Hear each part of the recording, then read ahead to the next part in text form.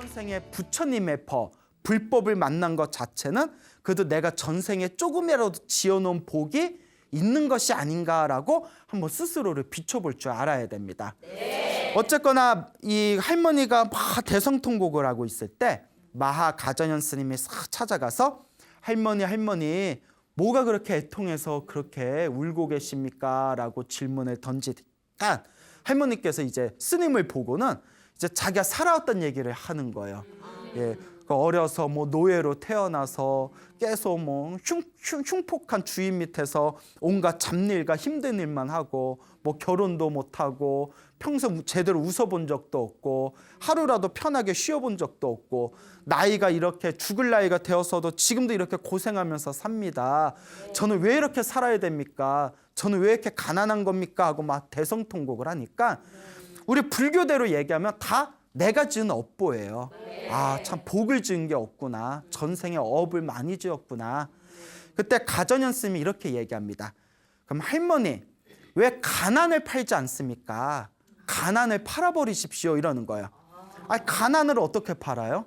그렇잖아요. 누가 또 사가나 판다고? 가난을 누가 사? 가난을 팔아버리세요 하니까 할머니가 눈이 동그래져서 아니 어떻게 해야 가난을 팝니까 하니까 네, 제가 가난을 파는 방법을 가르쳐 드리겠습니다. 자, 첫 번째, 보시하십시오라고 하더래요. 보시하십시오. 베푸십시오라는 뜻이거든요. 보시하십시오, 베푸십시오. 근데 보시할 게 있어요, 없어요? 그렇죠. 너무나 가난한데 그 할머니가 무엇을 보시하겠어요? 그러니까 할머니가 한숨을 푹 내쉬면서 아니, 보시하라고 했는데 제가 가진 게 아무것도 없는데 어떻게 보시합니까? 라고 하니까 이 가전현 스님께서 자기가 가지고 있는 바리떼를 할머니에게 전해주면서 할머니, 제가 목이 마르니까 요 강에서 깨끗한 물 한 바가지만 좀 떠오십시오라고 부탁을 합니다. 그러니까 할머니가 이렇게 이제 꼭 강에 흘러다니는 데서 물 하나 이제 퍼기가 뭐가 힘들겠어요. 바리떼에다, 스님의 바리떼에다 물을 이렇게 담아가지고 스님에게 올립니다.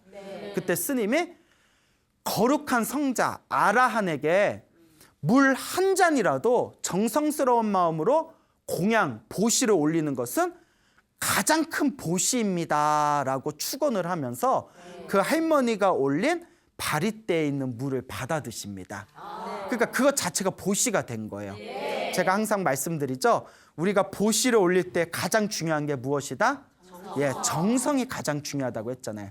그 강가에 흘러다니는 물에 그게 뭐 거기에다가 스님의 바리떼에다가 물을 담아서 올리는 게 뭐가 그리 대단하겠냐라고 생각될 수 있겠지만 거기에 정성이 담겨져 있고 또 수행을 많이 하신 거룩한 성자에게 올리는 그 정성스러운 마음의 보시는 한 모금의 물이라고 하더라도 아주 강력한 선업을 발휘할 수가 있다고 합니다.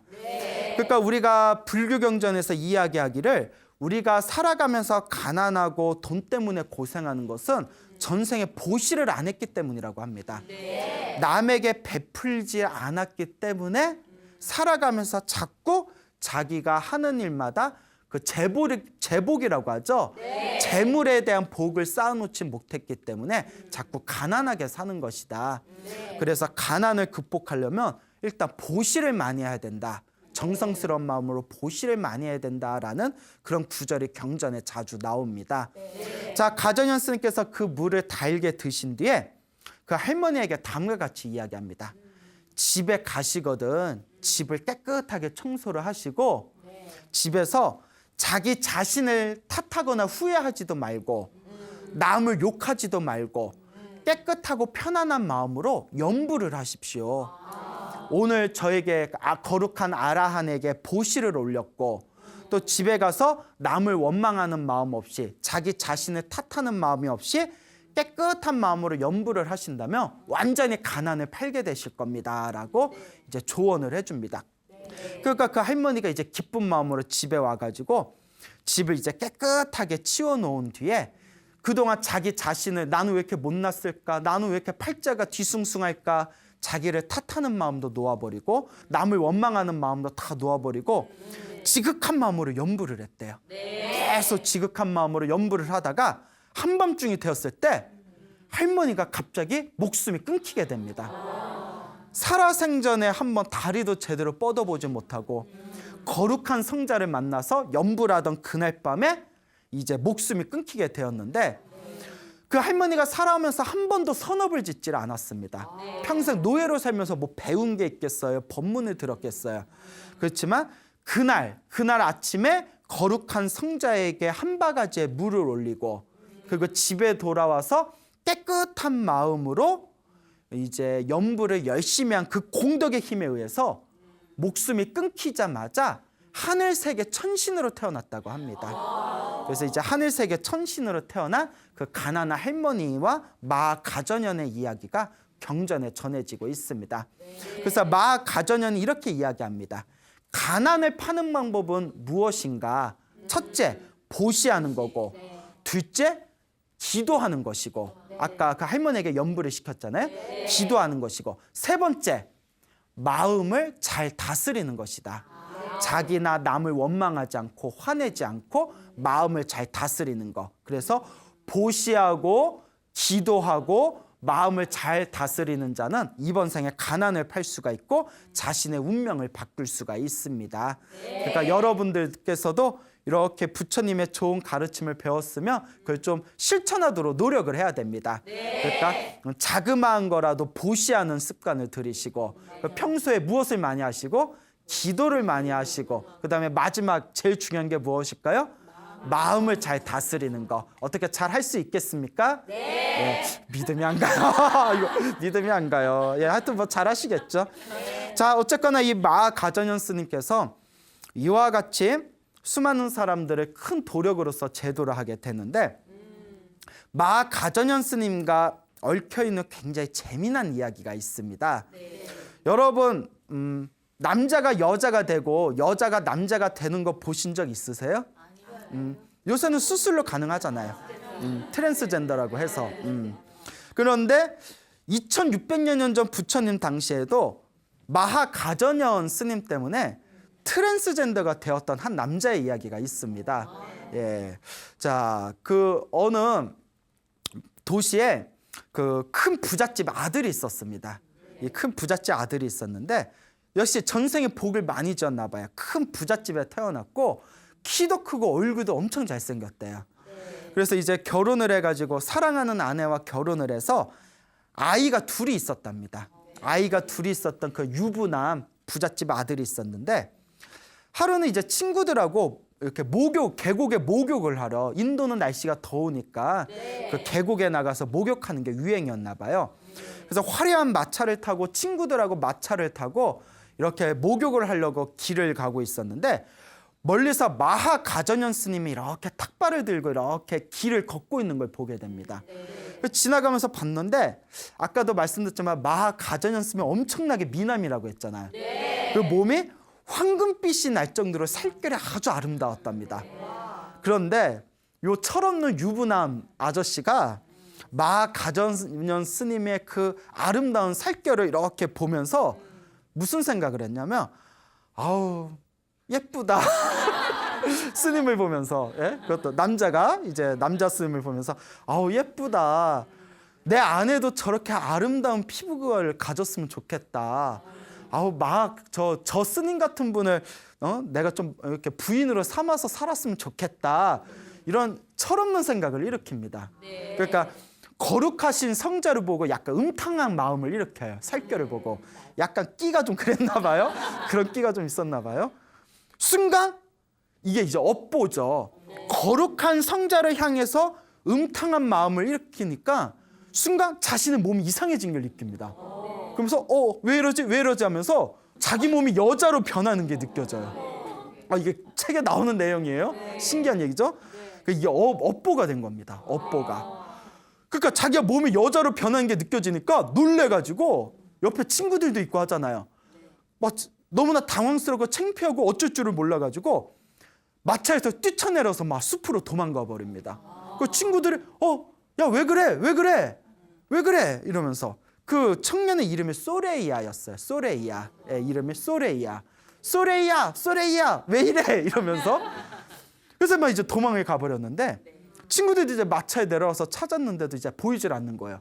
그래서 뭐 배탈 났나? 설사인가? 뭐 이러면서 마차, 다시 집으로 오겠지. 우리끼리 가자 하고 마차를 타고 다시 이제 친구들끼리 계곡에 가서 이제 목욕을 합니다. 그리고 이제 완전히 여자의 몸으로 변해버린 소레이아는 막 길을 헤매면서 뭐 어쩔 줄을 모르는 거예요.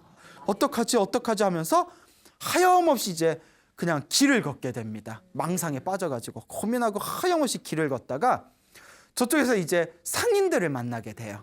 상인들을 딱 만났는데 그 소레이아가 남자에서 이제 여자로 변했잖아요.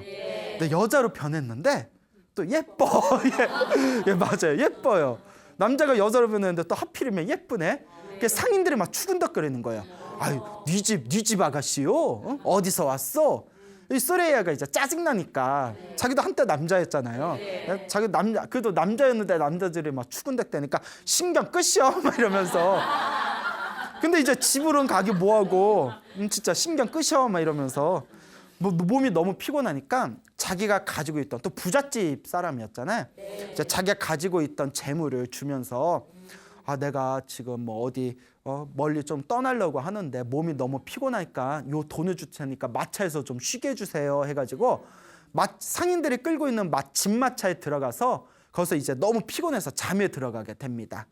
이제 상인들은 이제 돈을 받고 집마차에 이렇게 실은 뒤에 이제 자기네들이 목적지로 한 이제 도시로 가는데 도시에 다 도착했을 때 상인들끼리 이제 수근덕거립니다.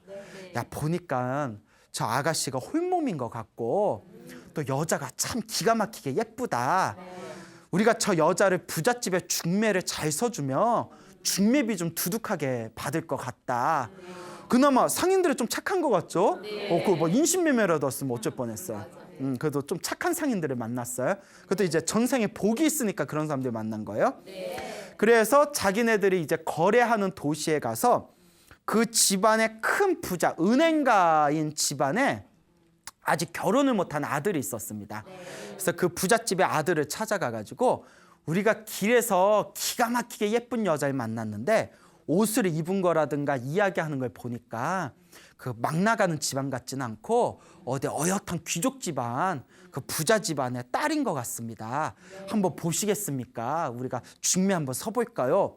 그거 그 도시의 부잣집의 아들이, 은행가의 아들이 뭐 얼마나 예쁘길래 얼굴이나 한번 봅시다 하고 딱 봤는데 나 이런 감정 처음이야 막 이러면서 남자였는데 이제 모르는 거죠. 그러면서 그 여자에게 청혼을 합니다. 소레이아에게. 당신을 보고 나에게 수많은 여자가 있었지만 당신 같은 사람은 처음이요. 나랑 결혼합시다. 우리 같으면 남자였다가 여자가 됐는데 남자가 결혼하자면 결혼이 되겠어요? 안 되겠어요? 잘 안 될 것 같죠? 그런데 이제 소레이아도 이제 갈 데도 없고 또 자꾸 예쁘다 하니까 에라이 모르겠다. 어차피 여자가 된 몸 내가 뭐 튕겨서 뭐 하겠냐 하고 결혼을 하게 됩니다. 그러니까 남자였을 때 결혼을 해서 아이 둘을 낳았는데 여자로 몸이 변신한 뒤에 결혼을 해서 또 아이 둘을 낳게 됩니다. 참 기가 막히죠? 그러니까 아이 둘을 낳아서 어쨌거나 이제 전생에 복이 많았는지 남자였을 때도 부잣집 아들이었고 여자가 된 뒤에도 부잣집 아들의 부인이 되고 하여튼 그렇게 뭐 이제 편안하고 이제 행복한 나날을 보냈대요.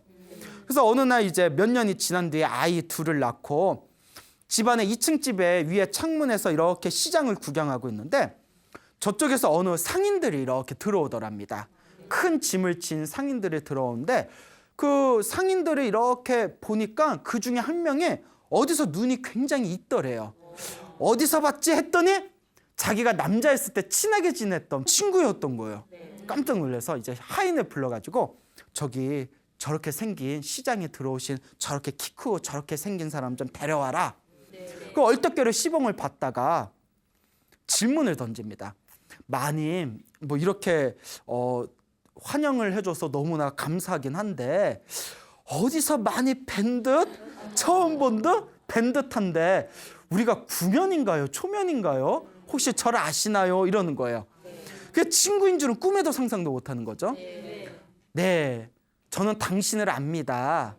그럼 저희가 어디서 뵀던가요? 했더니 야, 나 네 친구 소레이아다 이러는 거예요. 그러니까 그 친구가 에이 그러지 마십시오. 제 친구 소레이아는 몇 년 전에 숲에서 잃어버려서 이미 죽었고 그 죽은 걸로 알고 있는 거야. 연락이 두절되니까. 그리고 제 친구는 무엇보다 중요한 게 남자였습니다. 마님 사랑 갖고 장난치시면 안 됩니다 하니까 친구야 너 내 말 믿지? 뭐 이러면서 그동안 있었던 일을 자초지종을 다 이야기를 합니다. 자기가 길을 갔다가 그때 너 목욕탕에 우리가 목욕하러 뭐 계곡에 간다고 하다가 마가전현 스님을 만났는데 가전현 스님의 아름다운 살결을 보면서 아 가전현 스님이 내 마누라였으면 좋겠다. 아니면 내 마누라가 가전현 스님 같은 피부를 가졌으면 좋겠다. 이런 어리석은 음탕한 마음을 냈더니 내 몸이 갑자기 여자의 몸으로 바뀌어버려가지고 내가 너무 놀라고 당황해서 뛰쳐나와서 방황하다가 이러쿵저러쿵 해서 여기서 내가 여자로 살고 있는 거다. 이 얘기를 딱 하니까 기가 막히고 코가 막히는 거예요. 친구들끼리만 아는 비밀스러운 것까지 다 알고 있는 거예요. 소레이아의 손을 잡고 야 우리는 너 죽은 줄 알고 찾고 찾다가 찾지 못해서 너 죽은 줄 알고 벌써 장례식까지 다 치렀다. 야, 너 우리 부모님은 어떻게 지내시냐? 야, 너 잃어버린 뒤로 항상 눈물 속에 맨날 밤을 지새고 계시다. 야, 그때 내 부인하고 애들은 어떠냐? 지금도 잘 살고 있다. 뭐 이러면서 막 이제 대화를 나눈 뒤에 야, 너 집에 한번 가봐야 되지 않아? 뭐 이러니까 이제 여자 몸이 됐는데 어떻게 가냐? 그러다가 문득 이런 얘기를 합니다. 야, 내가 마하가전현 스님한테 그런 음탕한 생각을 해서 내가 여자 몸이 된 거 아니냐? 지금이라도 용서를 청하고 싶은데 어디 계시는지 아냐 하는 거예요. 그러니까 그 친구가 하는 얘기가 요 근방에 계실 것이다 이러는 거예요. 그러니까 어떻게 그것도 딱 맞아떨어졌어요? 그러면 내가 내일 낮에 스님을 모시고 내가 공양을 올린 뒤에 내가 정식으로 내가 참회를 용서를 빌 테니까 스님 좀 모셔와다오 부탁을 하게 됩니다. 그래서 친구가 알겠다 이제 약속을 하고 그 다음날 마하가전현 스님한테 이제 사정을 합니다. 거룩하신 성자시여, 제 친구 집에 가셔서 오늘 점심은 거기서 공양을 좀 올리고 싶습니다.